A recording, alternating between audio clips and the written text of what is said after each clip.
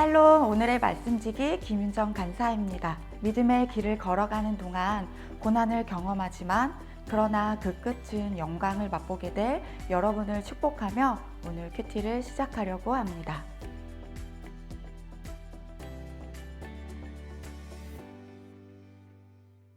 그리스도인이 된 유대인들의 오해가 있었지만 바울은 유대인의 생명을 얻고 구원을 얻고자 결례 행하는 것에 기꺼이 순종했습니다.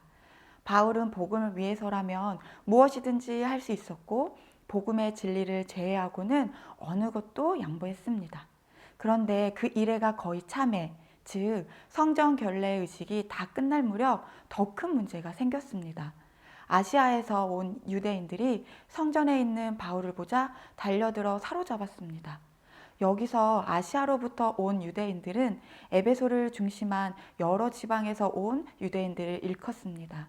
이들은 바울의 2차 전도 여행 때 데살로니가에서 베레에까지 와서 바울을 핍박했으며 에베소에서 예루살렘까지 아주 먼 거리도 마다하지 않고 바울을 죽이고자 왔습니다.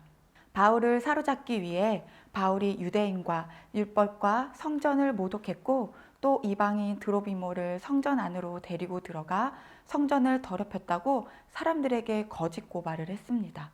27절에 나와 있는 성전은 이스라엘의 뜰을 의미하며 이곳은 유대인 남자라면 누구나 들어갈 수 있었던 곳이었습니다. 당시 예루살렘 성전 내부는 벽 하나를 사이에 두고 이스라엘의 뜰과 이방인의 뜰로 나누어져 있었습니다. 이방인의 뜰은 성전의 이방인의 뜰까지는 들어갈 수 있어도 이스라엘의 뜰에는 들어갈 수 없었습니다. 만일 이 규정을 어긴다면 그 사람은 사형을 당하게 되어 있었을 정도로 이 일은 아주 심각한 위법 행위였습니다. 이것을 이용해 할례받지 못한 에베소 사람 드로비모를 바울이 이스라엘의 뜰에 데리고 와서 성전을 더럽혔다고 모함했습니다. 그러나 이것은 사실이 아니며 바울이 유대인 백성과 율법을 비방했다는 주장도 거짓이었습니다. 왜냐하면 바울은 로마서 9장 1절에서 5절에 기록되었듯이 내 동족이 그리스도께로 돌아갈 수만 있다면 내가 저주를 받아도 좋다고 고백할 정도로 내 동족 유대인의 구원을 위해 간절히 바랬던 사람이었기 때문입니다. 그러나 이들의 말은 파급력이 대단했고 몇 사람의 오해가 이제는 온 성이 함께 소동하여 바울은 변명할 새도 없이 흥분한 유대인들에게 휩싸여 성전 밖으로 끌려 나갔습니다. 이 일은 본문을 읽은 우리가 흥분할 정도로 억울한 일이 아닙니까? 그리고 유대인들에게 홀로 사로잡혀 그 누구로부터도 도움받을 수 없는 극한 상황으로 바울이 느꼈을 그 공포감은 얼마나 컸을까요? 여러분도 이 세상을 살아가면서 억울한 일로 슬퍼하며 어려움 속에서 혼자인 것만 같은 그 고독감을 경험했을 분도 있을 것입니다. 그러나 진짜 우리가 혼자일까요? 사도행전 23장 11절에는 그날 밤에 주께서 바울 곁에 서서 이르시되 담대하라 내가 예루살렘에서 나의 일을 증언한 것 같이 로마에서도 증언하여라 하리라 하시니라 하시며 주님께서는 항상 바울과 함께 계셨고 위기의 순간에서도 바울에게 나타나사 위로하시고 비전을 제시해 주셨습니다. 그리고 또한 본문 31절에서 33절의 말씀처럼 죽음에 처한 바울을 천부장이 구출해 쇠사슬로 결박하고 이 사건의 진상을 파악하기 위해 영내로 바울을 데리고 갔습니다. 그 덕분에 바울은 목숨을 건질 수 있었습니다.